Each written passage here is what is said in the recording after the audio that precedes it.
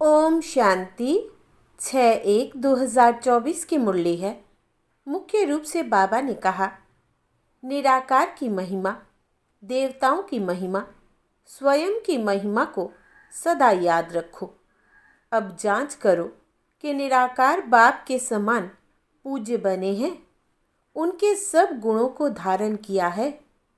देवताओं जैसी रॉयल चलन है। देवताओं का जो खान पान है, उनके जो गुण हैं वो हमारे हैं। आत्मा के जो गुण हैं, उन सब गुणों को जान उनका स्वरूप बने हैं। आगे कहा, ट्रस्टी और अनासक्त बनकर रहो। कोई भी फालतू खर्च मत करो। स्वयं को देवताओं जैसा पवित्र बनाने का पुरुषार्थ करते रहो। एक प्यारे ते प्यारी चीज़ को याद करो। जितना हो सके कलयुगी बंधन को हल्का करते जाओ, बढ़ाओ मत। सतयुगी दैवी संबंध में जा रहे हैं, इस खुशी में रहो। अब सुनते हैं महावाक्यों को विस्तार से। बाबा ने कहा, मीठे बच्चे, तुम्हें अब इस शरीर को भूल अनासक्त कर्मातीत बन घर चलना है। इसलिए सुकर्म करो, कोई भी विकर्म ना हो। प्रश्न है, अपनी अवस्था की जांच करने के लिए किन तीन की महिमा को सदा याद रखो? उत्तर, 1. निराकार की महिमा, दूसरा देवताओं की महिमा, तीसरा स्वयं की महिमा। अब जांच करो कि निराकार बाप के समान पूज्य बने हैं, उनके सब गुणों को धारण किया है। देवताओं जैसी रॉयल चलन है। देवताओं का जो खान पान है, उनके जो गुण हैं वो हमारे हैं। आत्मा के जो गुण हैं, उन सब गुणों को जान उनका स्वरूप बने हैं। ओम शांति। बच्चों को समझाया गया है कि आत्माओं का निवास स्थान है टावर ऑफ साइलेंस, यानी शांति की चोटी। जैसे हिमालय पहाड़ी की चोटी है ना, वो बहुत ऊंची होती है। तुम रहते भी ऊंचते ऊंच हो। वो लोग पहाड़ी पर चलने की प्रैक्टिस करते हैं, रेस करते हैं। पहाड़ी पर चढ़ने में भी कोई होशियार होते हैं, सब नहीं चढ़ सकते। तुम बच्चों को इसमें रेस आदि करने की दरकार नहीं। आत्मा जो पतित है, उनको पावन बन ऊपर जाना है। इसको कहा जाता है टावर ऑफ साइलेंस, और वो फिर है टावर ऑफ साइंस। उनके बड़े बड़े बम्स होते हैं, उनका भी टावर होता है। वहाँ रखते हैं खौफनाक चीज़ें, जहर आदि बम्स में डालते हैं। बाप कहते हैं, बच्चे तुमको तो उड़ना है घर की तरफ। वो फिर घर बैठे ऐसे बम्स फेंकते हैं जो सब खत्म कर देंगे। तुमको तो यहाँ से ऊपर जाना है, टावर ऑफ साइलेंस। वहाँ से तुम आए हो, फिर जाएंगे तब जब सतो प्रधान बन जाएंगे। सतो प्रधान से तमो प्रधान में आए हो, फिर सतो प्रधान बनना है। जो सतो प्रधान बनने का पुरुषार्थ करते, वो फिर औरों को भी रास्ता बताते हैं। तुम बच्चों को अब सुकर्म करना है, कोई भी विकर्म नहीं करना है। बाप ने कर्मों की गति भी समझाई है। रावण राज्य में तुम्हारी दुर्गति हुई है, अब बाप सुकर्म सिखलाते हैं। 5 विकार बड़े दुश्मन है। मोह भी विकर्म है। कोई भी विकार कम नहीं है। मोह रखने से भी देह अभिमान में फंस पड़ते हैं। इसलिए बाप कन्याओं को बहुत समझाते हैं। कन्या पवित्र को कहा जाता है। माताओं को भी पवित्र बनना है। तुम सब ब्रह्मा कुमार कुमारियाँ हो, भल बुढ़िया हो, परंतु ब्रह्मा के तो बच्चे हो ना। बाप समझाते हैं, मीठे मीठे बच्चों, अब कुमार कुमारी की स्टेज से भी ऊपर जाओ। जैसे पहले शरीर में आए, फिर निकल कर जाना है, मेहनत करनी है। अगर ऊंच पद पाने चाहते हो तो और कोई की स्मृति ना आए। हमारे पास है ही क्या, हाथ खाली आए हैं ना, कुछ भी नहीं। अपना यह शरीर भी नहीं है। अब इस शरीर को भूलना है, अनासक्त कर्मातीत बन जाना है। ट्रस्टी बनो। बाप कहते हैं, भल घूमो फिरो, बाकी फालतू खर्चा मत करो। मनुष्य दान भी बहुत करते हैं। अखबार में पढ़ता है फलाना बहुत दानी है, हॉस्पिटल धर्मशाला आदि बनाई है। जो बहुत दान करते हैं उनको फिर गवर्नमेंट से टाइटल मिलता है। पहले पहले टाइटल होते हैं हीज होलीनेस, हर होलीनेस। होली पवित्र को कहा जाता है। जैसे देवताएं पवित्र थे ऐसे बनना है। फिर आधा कल्प पवित्र रहेंगे। बहुत कहेंगे यह कैसे हो सकता है, वहाँ भी बच्चे पैदा होते हैं। तो फट से बोलो वहाँ रावण नहीं है। रावण द्वारा ही विकारी दुनिया होती है। राम बाप आकर पावन बनाते हैं। वहाँ पतित कोई हो नहीं सकता। कोई कहते हैं पवित्रता की बात भी नहीं करनी चाहिए, शरीर कैसे चल सकेगा। यह पता ही नहीं है कि पवित्र दुनिया भी थी, अब अपवित्र दुनिया है। यह खेल है। वैश्यालय शिवालय, पतित दुनिया पावन दुनिया। पहले है सुख, फिर है दुख। कहानी है कैसे राजाई ली, फिर कैसे गंवाई। यह अच्छी तरह से समझना है। हमने हार खाई है, हमको ही जीत पानी है। बहादुर बनना चाहिए, अपनी अवस्था को जमाना चाहिए। घर बार होते संभाल करते पवित्र ज़रूर बनना है। कोई भी अपवित्र काम नहीं करना है। मोह भी बहुतों में होता है। अपने को देखना चाहिए।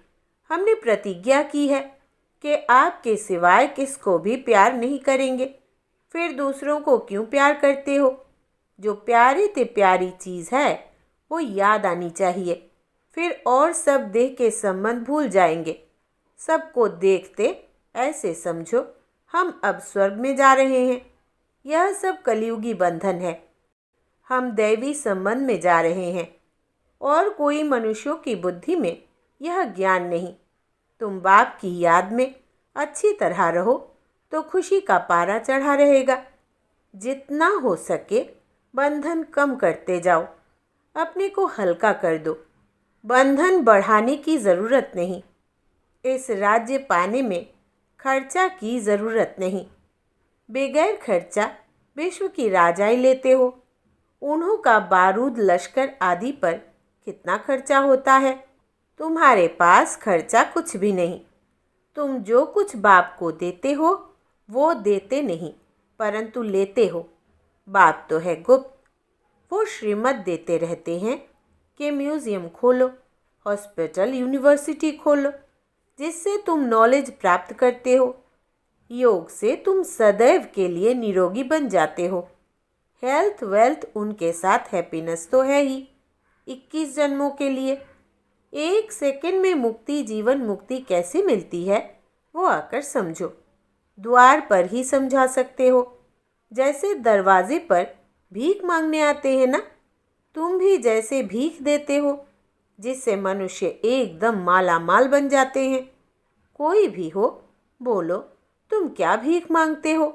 हम तुमको ऐसी भीख देते हैं जो तुम जन्म जन्मांतर भीख मांगने से ही छूट जाएंगे। बेहद के बाप और सृष्टि चक्र को जानने से तुम यह बनते हो। तुम्हारा यह बैज भी कमाल कर सकता है। सेकंड में बेहद का वर्षा, इनसे तुम कोई को भी दे सकते हो।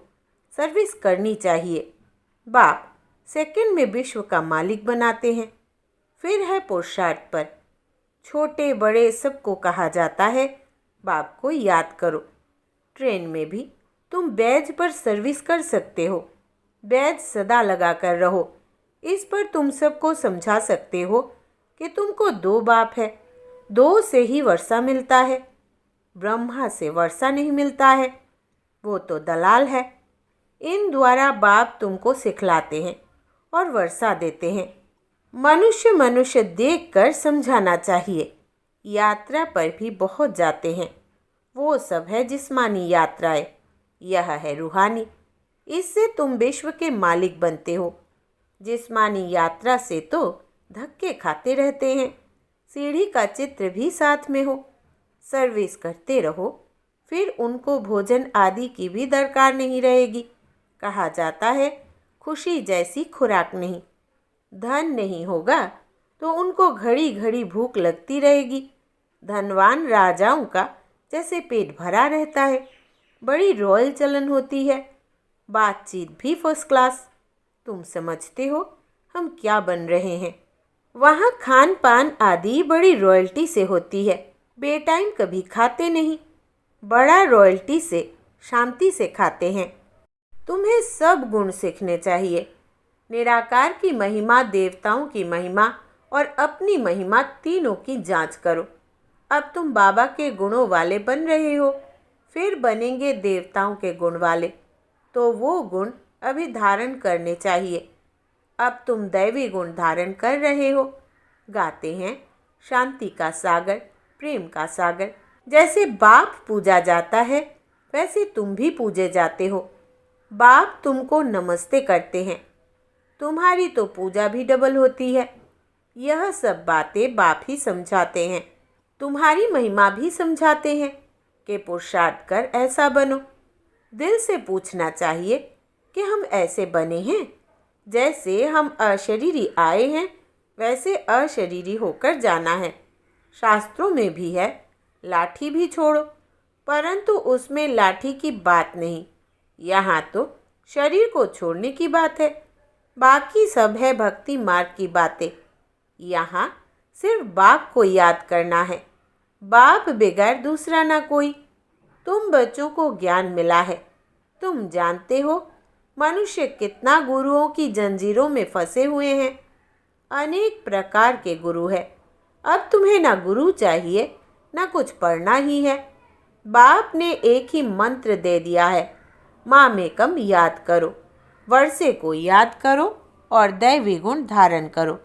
गृहस्थ व्यवहार में रहते पवित्र बनना है। यहाँ आते हो रिफ्रेश होने के लिए। यहाँ समझेंगे हम बाबा के सम्मुख बैठे हैं, वहाँ समझेंगे कि बाबा मधुबन में बैठे हैं। जैसे हमारी आत्मा तख्त पर बैठी है, वैसे बाबा भी इस तख्त पर बैठे हैं। बाबा कोई गीता शास्त्र आदि हाथ में नहीं लेते हैं, ऐसे भी नहीं उसने कोई कंठ किया हुआ है। वो तो सन्यासी आदि कंठ करते हैं। यह तो है ज्ञान का सागर। ब्रह्मा द्वारा सब राज समझाते हैं। शिव बाबा कभी कोई स्कूल में सत्संग में गया है क्या? बाप तो सब कुछ जानते ही है। कोई कहे भला साइंस जानते हैं? बाबा कहते हैं साइंस से हमको क्या करना है। मुझे बुलाते ही है कि आकर पतितों को पावन बनाओ। इसमें साइंस क्यों सीखूंगा? कहेंगे शिव बाबा फलाना शास्त्र पढ़े हैं। अरे उनके लिए तो कहा जाता है ज्ञान का सागर। यह तो भक्ति मार्ग के शास्त्र है। विष्णु के हाथ में शंख चक्र आदि दे दिया है, अर्थ का कुछ भी पता नहीं। वास्तव में यह अलंकार ब्रह्मा को और ब्राह्मणों को देना चाहिए।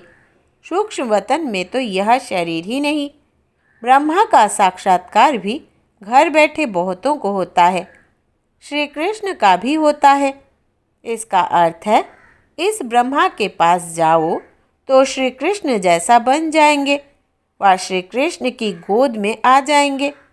वो सिर्फ प्रिंस का साक्षात्कार होता है। अगर तुम अच्छी रीति पढ़ेंगे तो यह बन सकते हो। यह है एम ऑब्जेक्ट। सैंपल तो एक का बनाएंगे ना, उसको मॉडल कहते हैं।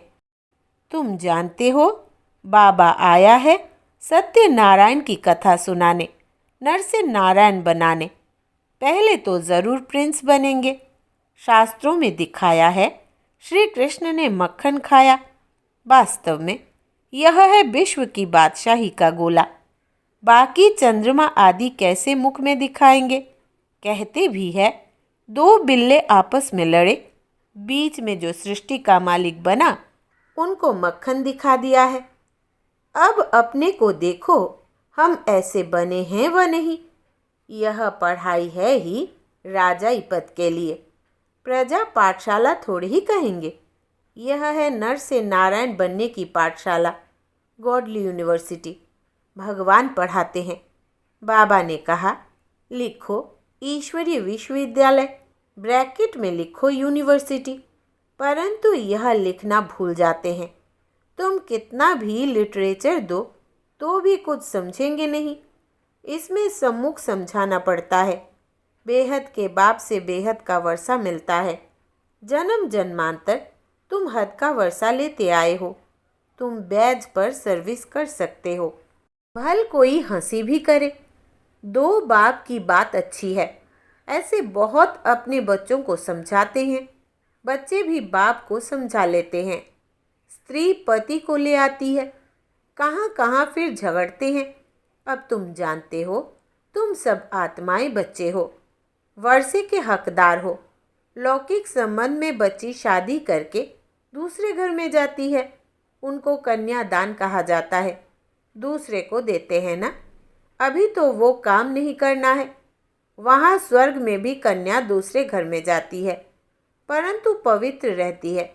यह है पति दुनिया और वो सतयुग है शिवालय, पावन दुनिया। तुम बच्चों पर अब है बृहस्पति की दशा। तुम स्वर्ग में तो ज़रूर जाएंगे, यह तो पक्का पक्का है।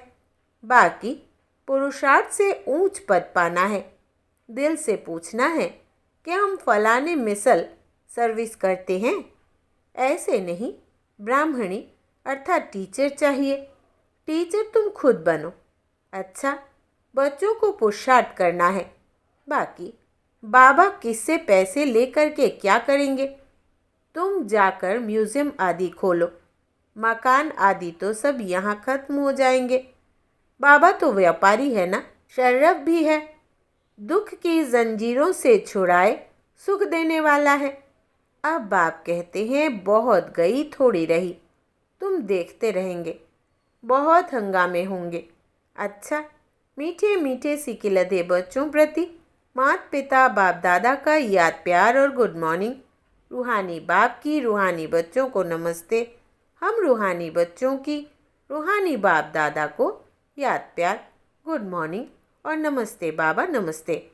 धारणा के लिए मुख्य सार। पहला, ट्रस्टी और अनासक्त बनकर रहो। कोई भी फालतू अर्थात व्यर्थ खर्चा मत करो। स्वयं को देवताओं जैसा पवित्र बनाने का पुरुषार्थ करते रहो। दूसरा, एक प्यारे से प्यारी चीज़ बाप को याद करो। जितना हो सके कलयुगी बंधन को हल्का करते जाओ, बढ़ाओ मत। सतयुगी दैवी संबंध में जा रहे हैं, इस खुशी में रहो। वरदान है, पुराने स्वभाव संस्कार के बोझ को समाप्त कर डबल लाइट रहने वाले फरिश्ता भव। विस्तार है, जब बाप के बन गए तो सारा बोझ बाप को दे दो।